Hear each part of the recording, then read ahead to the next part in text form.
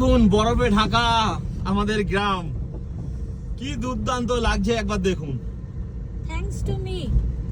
চারিদিকে সাদা সাদা হয়ে গেছে, ঈশানীর জন্য আসতে হলো। বাবা রাস্তায় পুরো বরফ জমে গেছে, গাড়ি স্কিড করছে, তারপরেও খুব সাবধানে আমরা যাচ্ছি। কি দুর্দান্ত লাগছে এই জায়গাগুলো। সোনমার্গ গুলমার্গ গিয়ে দেখতে হতো, এবার এই জিনিসটা দেখার জন্য সত্যি কথা বলতে কাশ্মীরে থাকা না তো এবারে কলকাতায় যাইনি শুধু এই জিনিসটা দেখার জন্য। গত বছর কলকাতায় গিয়েছিলাম, বাট গত বছর কিন্তু এত বরফ পড়েনি, সেটা এবারে দ্বিগুণ করে রিটার্ন করছে। তো একবার এখান থেকেও দেখাই কেমন লাগছে এই জায়গাটা।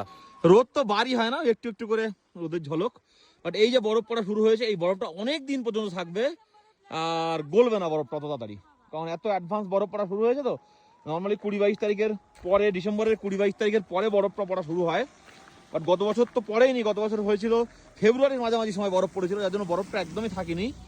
এবারে দেখুন, এবারে বরফ পড়েছে কত অ্যাডভান্স, 20-22 তারিখ লাগেনি, তার আগেই।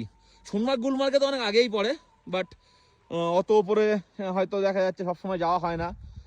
তো এরকম বরফাচ্ছন্ন গ্রাম থাকলে মানে কি বলবো, মনে হয় যেন স্বর্গ, সুইজারল্যান্ডের মতো লাগে। সুইজারল্যান্ডের থেকে কোনো অংশে কম নয়। দেখুন, যাই হোক এখানে কিছু ফটো তুলি, তারপরে দেখি ঈশানী এখন জেদ ধরে যে কোথায় যায়। রাস্তা খুব স্লিপ করছে, রাস্তার উপরে পুরো বরফ, একদম সাবধানে চালাতে হচ্ছে গাড়ি। ছোট গাড়িটা নিয়ে বেরিয়েছি। তো এই হচ্ছে আজকের সিচুয়েশান। অনেক দিন ধরে পেটিশন দিচ্ছিল বরফের, বাট পিছিয়ে যাচ্ছিল।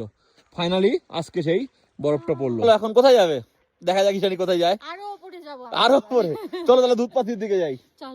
চলো এখন দুধপাথির দিকে যাওয়া যাক। দুধপাথির দিকে যেতে হবে কি জানি না, তবে বেরিয়েছি যখন একেবারে দুধপাথির দিক থেকে ঘুরে আসি।